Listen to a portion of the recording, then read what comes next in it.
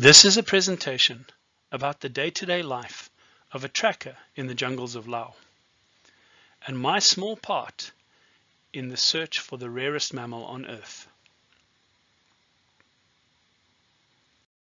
Sadly, this part of Laos, up against the Vietnam border, is rife with poaching. During my short time there, we removed many snares and also took many dead animals out of snares, including slow loris, ferret badger, and silver pheasant. It was really sad to see this, and it's pretty moving when you're in that environment.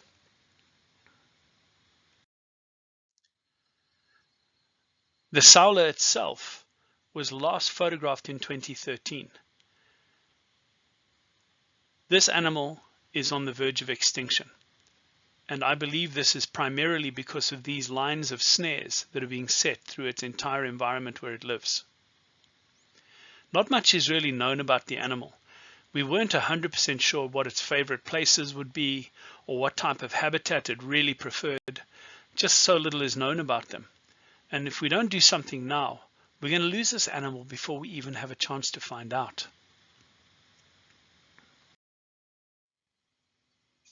These are a couple of scenes from the city.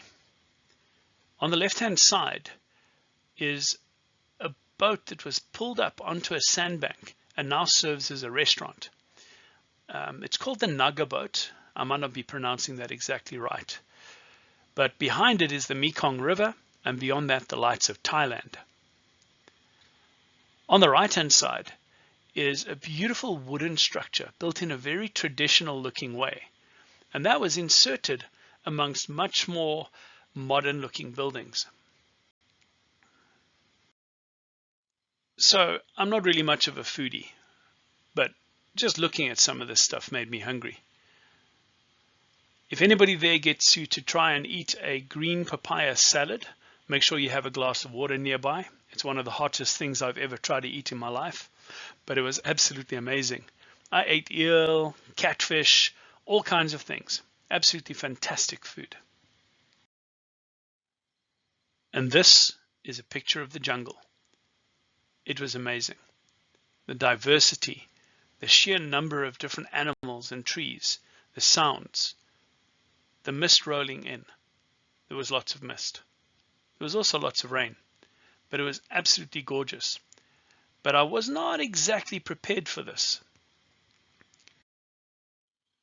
You see, the majority of my tracking has been done on the African continent, with a little bit of time in Europe and in North America. But this habitat where I usually track is much drier, much more open, typically savanna bushveld. So here I can be seen walking along with my good friend Ben and Lovu.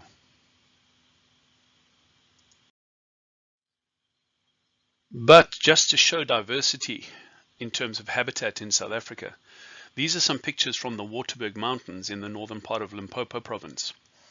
If you have a look at this, you can see that some of the habitat is pretty jungle-like and dense. And on the right-hand side, you can see the gradients of some of the hillsides. So yeah, pretty good training ground for what I was about to experience.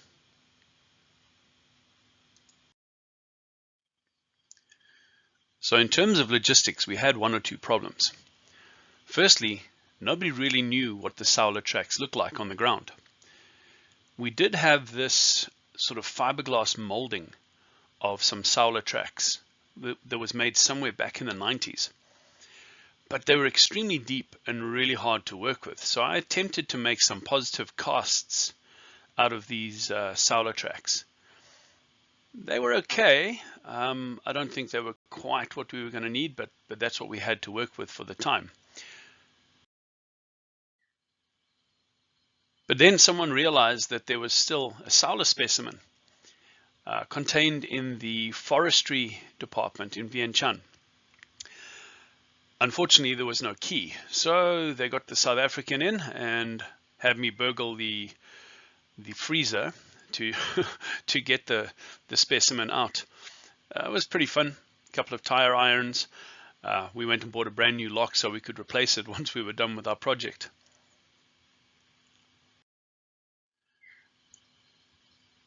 Rob and myself had a great time just exploring this animal's body, looking at all the parts, looking at the horns, checking out the feet. And of course the feet were very important because it was our intention to create a brand new set of track casts. And it was interesting, they came out really different from the original ones that we had that had been put together back in the 90s. So one of the features that we found really strange was the asymmetry of the two different halves of the hoof. If you take a look at these tracks that we created from the specimen, the two tracks on the top are front foot tracks, and the outer hoof seems to sit much further forward than the inner hoof. And on the bottom set of tracks, which are the hind feet, the inner hoof sits further forward. So we're not 100% sure if every Saola will be like this, but at least we had somewhere to start.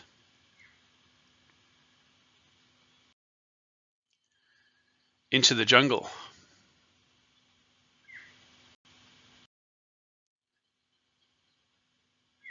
The roads were pretty bumpy and pretty interesting. There were some really good highways at some stretches, but most of the roads meandered and wound their way through mountains. This is getting further into the Annamites, going a little bit closer to Ban Sopkon, the little village where we would start our walk. And when we started the walk, it was pretty sudden. I kind of looked around and Rob was already on his way into the jungle. Within a few meters, we had the opportunity to cross our first river, and I was quite excited about this coming from such a dry place. But anyway, it was soon to lose its flavor because we spent pretty much all of the time walking in rivers. As we were wandering along, we could see people working in rice fields. Quite amazing to watch these people laboring away and producing their food for the year. And in one of the little shelters, we saw a hat which belonged to one of the forestry department guys. And on the front, as its emblem, was a picture of the Saola.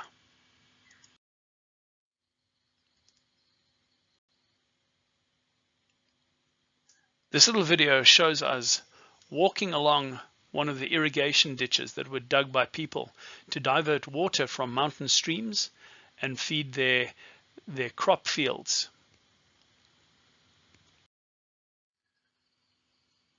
Okay, so one of the most important things out there in the jungle is not to get lost. And the technical team did a great job of looking after all of us and making sure that we didn't wander off up the wrong valley. It was a little bit disconcerting though when our fearless leader, Rob, was looking a bit bemused and puzzled by where we were. But luckily, we never actually got lost. It was really cool. So this is a little map that was created by Hamnoy. Hamnoy he kind of became my bodyguard while I was out there. Every time I looked over my shoulder, he was right there. Fantastic man to have around, especially when you're slipping down a mountain slope. So we started off at a little village called Ban Sopkon, and we walked all along that red line there down to camp number 1. And that was pretty much an entire day of really hard slog, carrying everything that we needed on our backs. This little scene is a bit of video that I took on the first day when we were walking straight up one of the rivers. You can see I've got my little gray leech socks on there. They were not effective. Here's a couple of the team members. All these rocks are slippery and slick. You've got to be very, very careful where you walk. You can see how the guys cross by stepping right into the deep water. Those round rocks that are exposed are actually more treacherous than you would think. You'll see in just a moment here, the guys are overtaking me. And then there's a little patch of ground on the left-hand side where everyone was just stopping just to check for tracks. Then you can see Rob shake his head in a moment because he'd already checked that area. Not much happening there.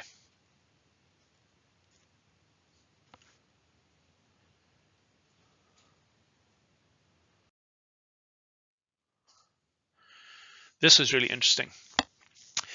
This is the sign at the boundary of the Pseudoryx protected area for endangered species.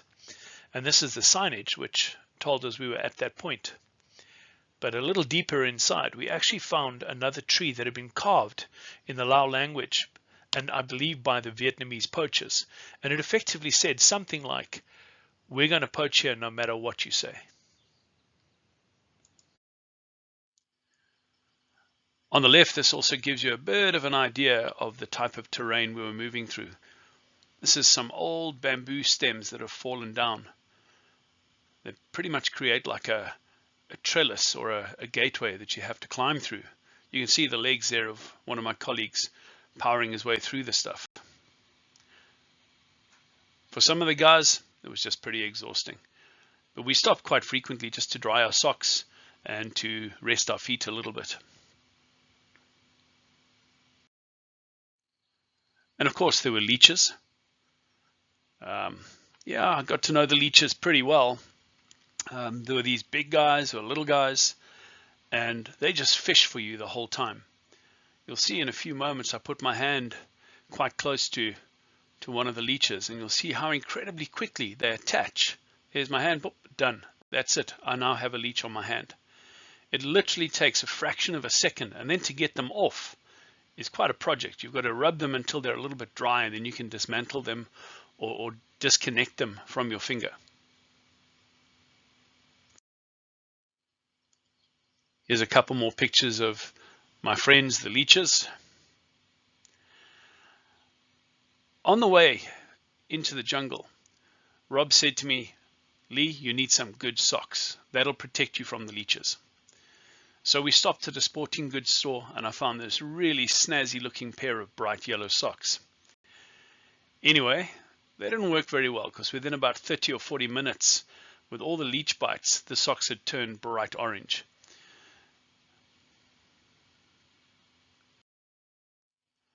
I was bitten on the stomach by leeches. I was bitten on the foot by leeches.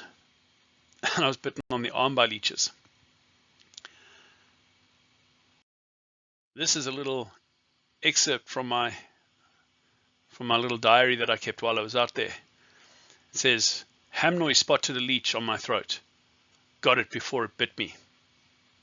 And then a few moments later, when the blood was pouring down my throat, I put in a little fingerprint and said, "Nope, it bit me right on the throat."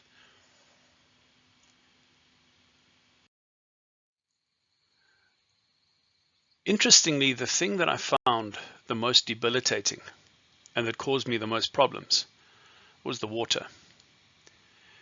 Because the rivers were pretty much the only open place to get from region to region within the jungle, we spent a lot of our time walking in ankle to knee deep water.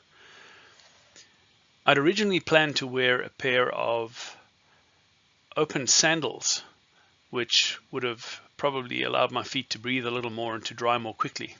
But I broke them on the way in, and so I ended up wearing a pair of running shoes for the entire time, which wrapped my feet in wet cloth. And of course, wet feet are a great place for fungus to grow. So yeah, that didn't work very well. In fact, I managed to grow a pretty serious fungal infection on my feet. It's something known as trench foot, and it comes of having your feet wet all of the time and not getting a chance to dry them off properly. There were ways to treat this. Every evening when I came back, I dressed the blisters and the other injuries and would coat my feet in foot powder. But unfortunately, it wasn't enough. Also in the evenings, we would take socks and shoes and put them over the fire and just gently sort of roast them. Also roasted our feet a little bit as well to try and get them dry. But that was really tough. There was one day where I just wasn't even able to walk. I was in so much discomfort. And then, of course, there's just the plain and simple danger of falling. The hillsides were so steep. Down here, I'm pointing at one of my colleagues. You can just see his red bag as he's disappearing into the trees. And we're all standing against tree trunks, just trying to hold ourselves so we don't slide down the slick mud. The hillsides were made of this really fine clay, but completely covered in leaves, so it was really easy just to slip or slide. And of course, walking in the rivers, there was always a risk that we were going to fall and hurt ourselves as well. And I fell a lot. Yeah, I'm not kidding when I say I spent more time sitting down, I think, than standing up. Rob actually took a tumble the one day and cut his hand pretty nicely. Yeah, I got him to hold something for me a few days later, and I got a picture of his bandages. But Rob was tough out there and so experienced in this jungle. It was incredible to watch him moving around in the place. We had guys who got smashed by wasps, lovely big jungle wasps. I don't even know what they are, but they were really unpleasant. I was stung in the throat. One of the other guys was stung in the corner of the mouth, other guys on their arms, and you just nudge against their nest and that's it. And something else which really surprised me was the cold. It was actually really cold.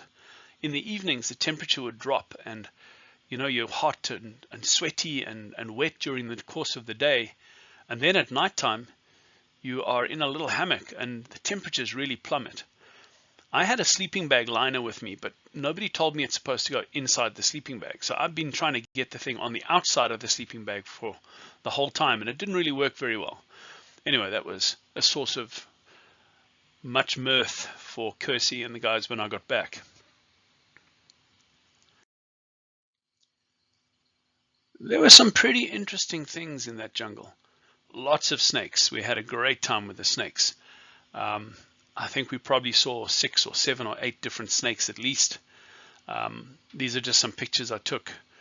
I'm not quite sure what these species are. At the bottom left, I believe, is a Pope's pit viper, but I'm not 100% certain on that. Some of the others, I've got no idea, but these were creatures that we often encountered in the jungle. The picture on the top left, that really beautiful brown snake, is a picture by Tun. He was our tracker / camera guy, and he let me just take a photo of the back of his camera to see that one. The insect life was also incredible. I had a really great time looking at the insects. Back home in South Africa, I've written a book on the invertebrates of Southern Africa and their tracks and signs. And just having a look at the similarities just shows how ancient these creatures are and how much their tracks and signs overlap. In the next few slides, I'll share a little bit of invertebrate track and sign from the jungles of Laos as well. Something that really amazed me was the worm castings. These sometimes stood 40 or 50 centimeters tall, and the worms themselves were absolutely huge. You could see the colors of the different soils that they burrowed through. I really enjoyed that. In fact, on one of the days, I used the soil to make a small mud Saola, which Sang can be seen holding right here. We also used the worm castings to make a small perimeter wall around our tracks for when we were track casting. That was also pretty cool. I've never used a worm casting for that anywhere else in the world. And something else that was really cool was the female fireflies, or glowworms as some people call them. These were living on the forest floor, and they are perfectly camouflaged to look like a piece of fern. It's actually quite gorgeous to see. We also found evidence of stingless bees, ants. If you look at that central picture, that's actually an ant nest where the leaves are stitched together with silk. And on the right was a bagworm, incredible little caterpillars that wrap themselves up in the material of the jungle floor. The fungus also didn't know that it was the dry season. There was beautiful fungus everywhere I looked. Actual mammal tracks were really hard to find. There was a lot of evidence of movement, of wild boar using their snouts to turn over vegetation, but actually finding a footprint, that was pretty hard to do. There's not many places that are open enough to leave a good footprint, which was one of the advantages of moving along the edge of the river. Usually on the edge of the river there are small areas of sand, sometimes areas of mud or silt that you can occasionally find a footprint in. But I'll chat a little bit about that now. This, for example, is a track of a muntjac, or barking deer. This was found in a small area where water was trickling out from under the ground, almost in a sort of a mineral lick type area. This was a digging which belonged to one of the ferret badgers. There are two types of ferret badger there, and I don't think we could really separate their signs. Even visually, they look almost identical, and it requires an analysis of the skull to determine which species you're looking at. This is a rather messy example of a civet track. It was on the edge of a flowing river, so you can see how wet and receptive the substrate is. There are about 5 or 6 different civet types in this area. The civet is part of the family Viverridae, a really ancient group of carnivores, very closely related to the original Miacids. This was feeding sign. Given the thickness and size of these nuts that were chewed up, we thought that maybe this would be from the giant black squirrel. They were very common. We could hear them. There were several sightings of them as well while we walked around. Amongst the other evidence that we found of mammals, there were skulls, like this skull, which we believe belongs to a young macaque. Jawbones. This was from a piglet. Long bones, maybe from the arm of a macaque or something like that, young gibbon perhaps. And lots of feathers. We found beautiful feathers as we walked around. One of the animals that we found a lot of evidence of were the bamboo rats. They live in little tunnels under the ground close to the base of a thicket of bamboo. They will apparently climb up and down the bamboo, and they gnaw off sections of bamboo to drag underground to feed. They also leave little tooth marks and bite marks throughout their territory, and every now and then you find their droppings, but we never saw a single track. The tree trunks were also a good place to find evidence of mammals. These parallel scratch marks on the trunk of a tree on the left-hand side are the claw marks of an animal called the binturong. The binturong is a fruit-eating civet which spends a lot of time climbing up trees. They're quite large and they're brown and very densely furry. Also on the trees we found evidence of the bears. There are 2 species of bear in the area, the sun bear and the Asiatic black bear. Unfortunately, we never got to see these animals.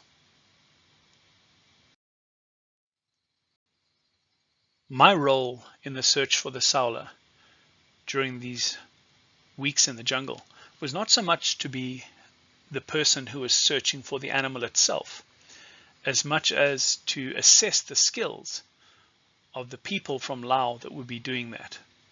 The whole idea here was to empower and add skill to the local people that would be involved in this search.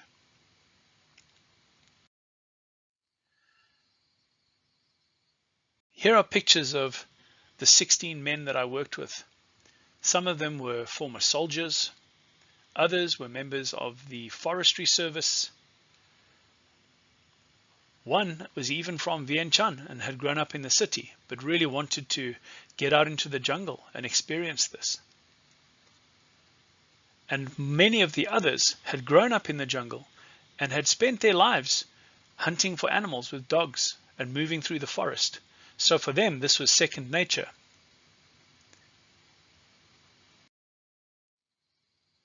I was looking for specific things. I needed to see some level of skill in terms of identifying tracks. Also skill in moving in the jungle and being able to get to those hard to reach places. I was also looking for enthusiasm. These men were going to be working in the forest, unsupervised, So we needed people that we knew were going to be keen to find the animal and really care about our mission. There also had to be a level of fearlessness. The jungle is not a friendly place for people. There are lots of falls, lots of slippery rocks, and all the dangers that I described a little earlier. This doesn't look like much, but crossing over these two massive fallen trees was quite a big mission, and I was pretty scared doing it because the angle certainly doesn't get well represented by the camera. But yeah, if you slip there was going to be a good 20 or 30 meter fall.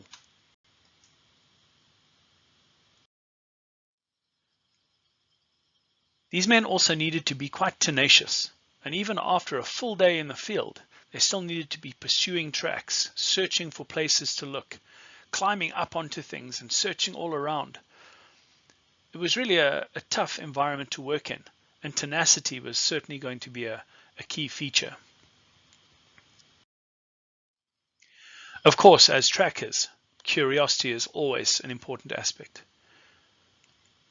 Here on one of our little makeshift tables, we had a whole load of replica plaster casts where we had basically poured plaster of Paris into tracks in the field, and we were comparing what they looked like with one another so we could build up a better sight picture of what we were searching for in terms of the Saola. See, the guys are pretty intently looking there and describing and discussing all the different things they saw. Hamnoy on the left-hand side was always there to interpret and to make sure that everybody understood the discussions, because the men that we were with came from many different language groups within Lao. So it was really interesting to see how all of that was translated and discussed. This is a picture of Rob and myself. Rob is the quintessential jungle explorer. It's absolutely amazing spending time with him out there in the jungle. He's so at home and comfortable, and he's pretty much developed his own style of being an adventurer in the jungle over the last 30 years. Everything he does and everything that he has with him, all his equipment, is kind of really well balanced and thought out. But to be able to survive the way that Rob survives, you definitely need that experience. I try to replicate some of the things he did, and generally that didn't end well.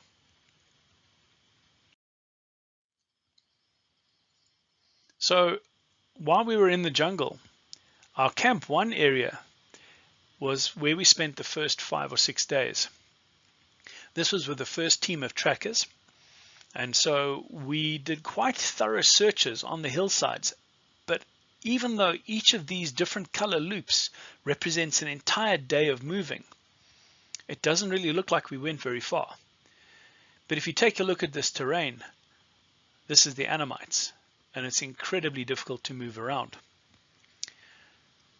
Camp 2 was where we were based for the following 5 or 6 days, with multiple searches in different areas. Each time we went out, we were basically watching to see what our trackers would find. And then the last camp that we used, camp number 3, this was quite beautiful. It was in a sort of a little hollow on the side of the river. Really pretty little place. That area we spent a lot of time climbing mountains and not as much time in the rivers as we had in the first 2 camps. And on the final day, when we walked out of the jungle, we followed the red line which goes across to Ban Bon Ngam. I'm not sure if I pronounced that right at all, but that was where we ended up on our last day and the village that we stayed in. As far as equipment goes, there really was not a lot of resources that we could use. There certainly wasn't a tracking book for Lao. So we would take photographs whenever we saw tracks, and of course of our Saola replicas. And then when we were in the field, we could compare these photographs on our phones with the actual tracks on the ground. In this image, you can see a phone on the left-hand side at the bottom and an actual track on the right-hand side. We also created a track interpretation area. This is a cleared patch of ground where we put the imprints of different footprints into the ground, into the soil, just to watch how they weather and also to look at shapes and sizes. You'll notice that there's a bamboo fence around this interpretation area. That's pretty much because we were adopted by a pair of hunting dogs. They probably belonged to one of the villages in the area, but once they realized we had lots of rice, they weren't going anywhere. They stayed with us for several days, in fact. Here's a typical lesson using the track casts that we made. We would push the tracks into the ground and compare them and look at the sizes and shapes, and then have a big discussion about it and quite a big debate. And the men around would then give their opinions and their ideas of what to look for and how the different tracks were identifiable from one another. You can see Hamnoy sat in the bottom right there without his shoes on. He was there interpreting and explaining all the different things that we discussed. In the mud in this picture below, on the left-hand side is a track of a wild boar. And on the right-hand side, in the very center of the frame, is an imprint that we had made using our plaster of Paris cast. And on the right is the plaster of Paris cast itself. So it was really interesting to be able to compare these sizes and just imprint what we thought the track was right next to it to help cement the whole training process of recognizing these spoor. Sometimes, sadly, we actually found the animals themselves, but they were usually dead in a snare. If you have a look at this foot of a barking deer, you can see that there's a piece of wire around its ankle above the false hooves. So actually seeing the track itself or the foot itself was quite useful just as a learning tool. There was a little pamphlet on the mammal tracks of Thailand.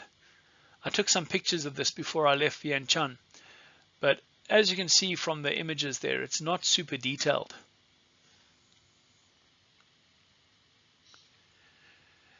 We also had a copy of a book which was all in Lao, but it had pictures of the different mammals of the Lao forests.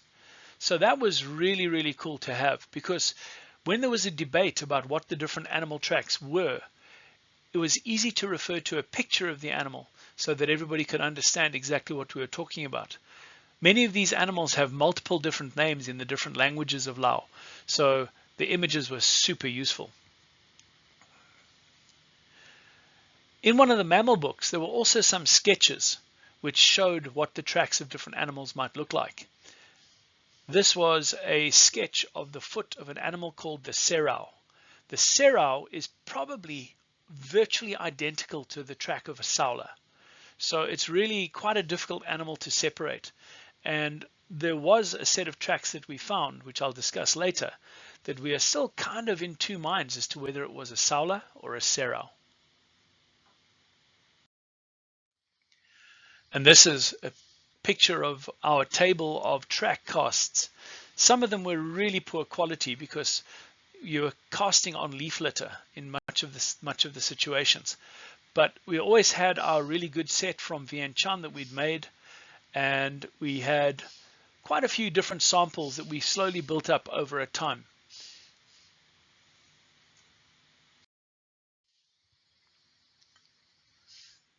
On the left-hand side here is quite a serious debate. Lots of discussion about something that we had seen on the ground. I'm pretty sure that this was when we were collecting some droppings just to take back for DNA analysis.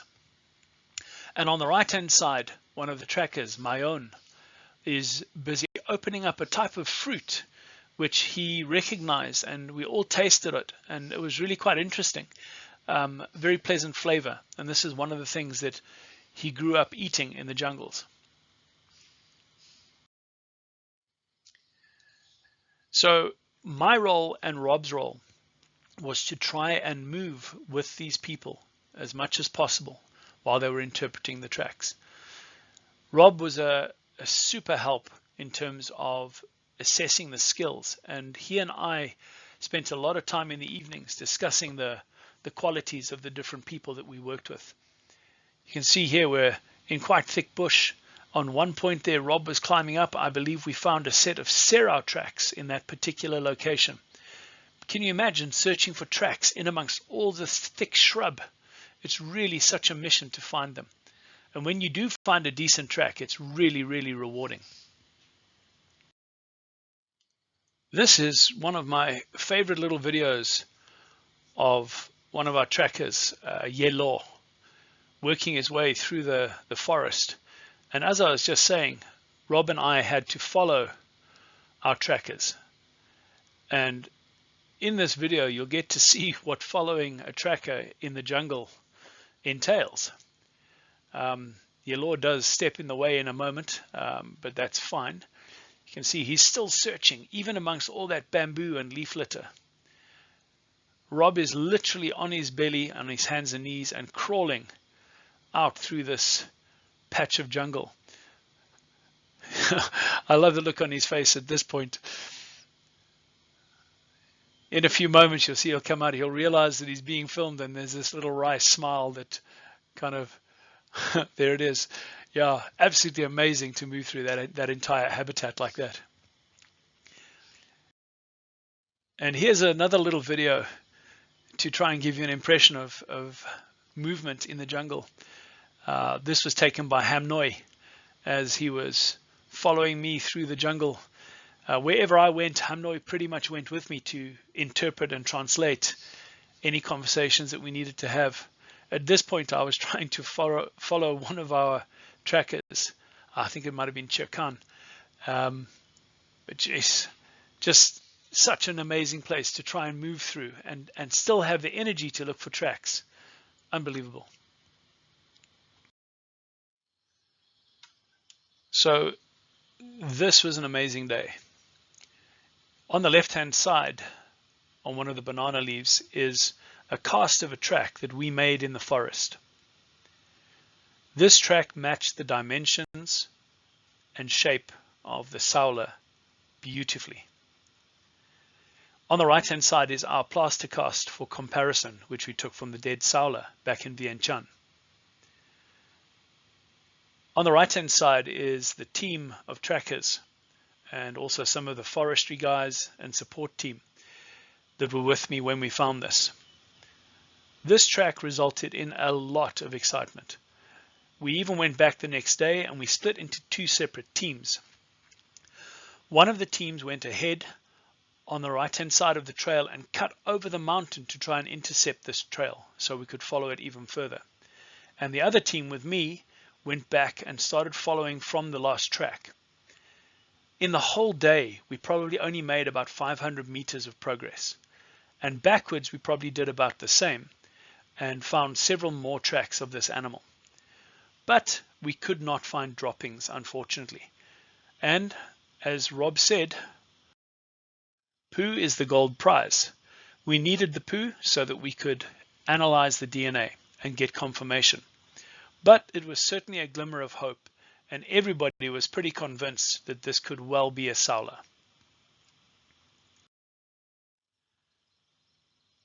Sitting here in the comfort of my home in Africa and looking at these pictures makes me wonder how I even got through this alive. It's pretty incredible. You can see in the pictures the plastic, the canvas, the things that we needed to try and keep ourselves a little dry. In some of the images you see clothing hanging. Everything was just soaked the whole time. It was pretty rough, and I was very fortunate that there were always people to assist carrying the bags. On the right-hand side at the bottom, you can see a typical scene of camp life. Everyone under a shelter because of the rain. Quite awesome. And here's a picture of a couple of the guys carrying backpacks. This was pretty hard work.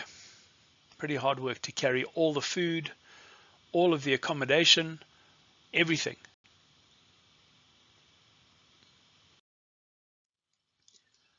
The food in the jungle was quite different to what we experienced in Vientiane. If you remember in the beginning, I spoke a little bit about the amazing food. Well, it was a little different in the jungle, but it was still pretty darn good. I found that I was really fond of a type of beef jerky that they make.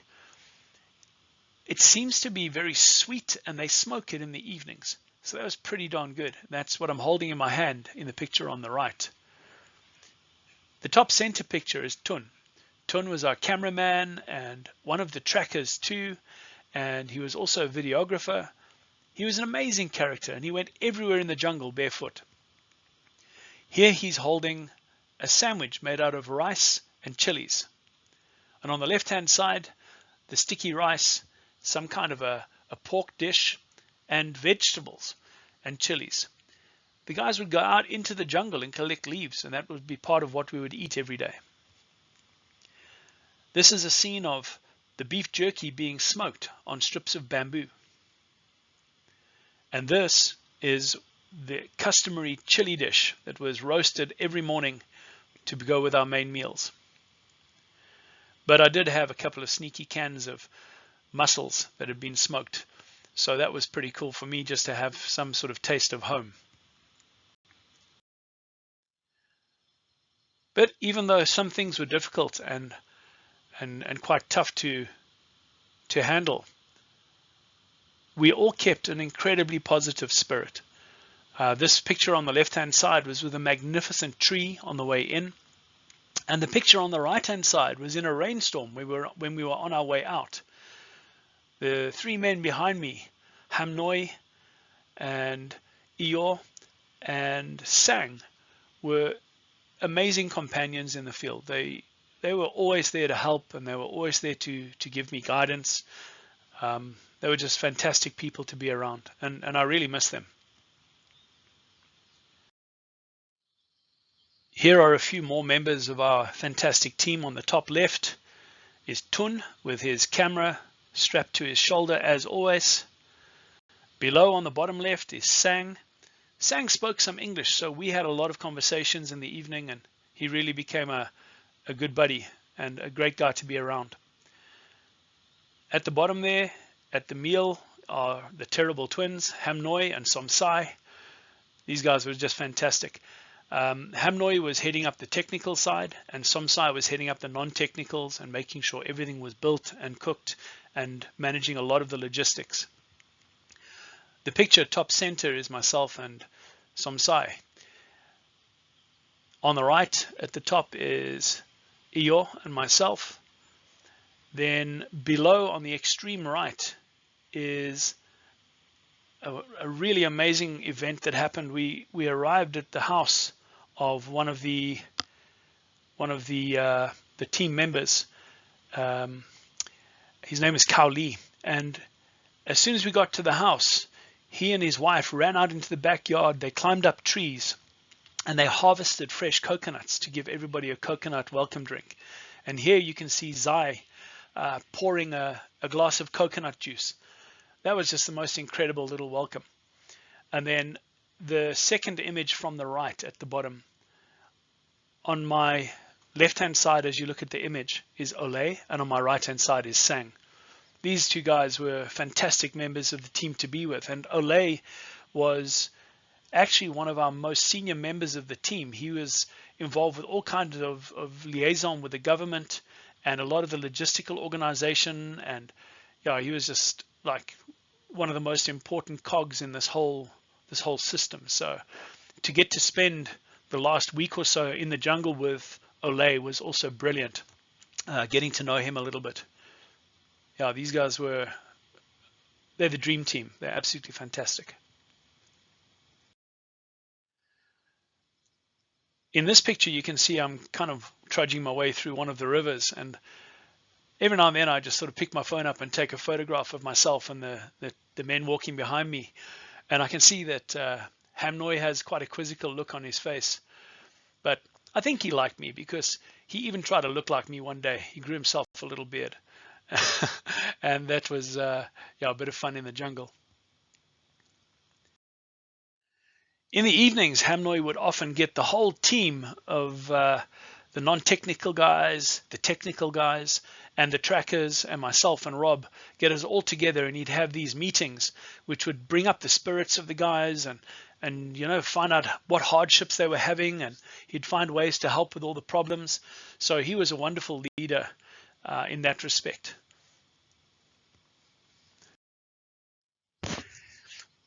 We also had a few guys with us from outside of the Saola Foundation.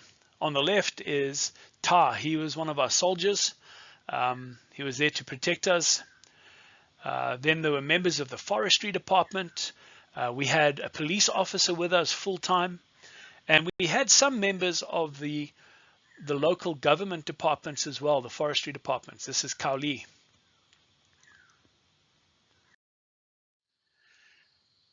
Just to start rounding this up, this is one of the cabins in one of the villages where we stayed, one of the homes. And this belongs to one of the chiefs of the village. If you take a look at the picture below on the left, you can see the kitchen area and how people pretty much live. They cook there, it's their living room and their fun space. There's two children on the floor busy looking at an iPad and watching some kind of a child movie or a children's cartoon. And the picture on the right is where we put all our shoes outside and climb up the very steep steps into the house. This is traditionally how things work. You don't really walk around inside a house with your shoes on. And when you sleep inside one of these homes, you sleep on the wooden floor, usually on some kind of a thin pallet. And it was such a relief to have a solid surface under me after sleeping in a hammock for all of those weeks. The walls were interesting in this home because as I looked around, I could see all kinds of Saola conservation posters and interesting things like that. Also pictures of rural life in Laos. And amazingly, there was a set of Saola horns on the wall. These Saola horns had actually been seated on the skull of a serow, which was really strange. You can also see the bill of one of the massive hornbills sticking through the center of the horns. But I found it quite ironic that this was the home of someone who is supporting us in our search and our desire to save the Saola. And yet on his wall, there was interestingly a set of beautiful Saola horns. And that's the end, but hopefully not the end of the Saola.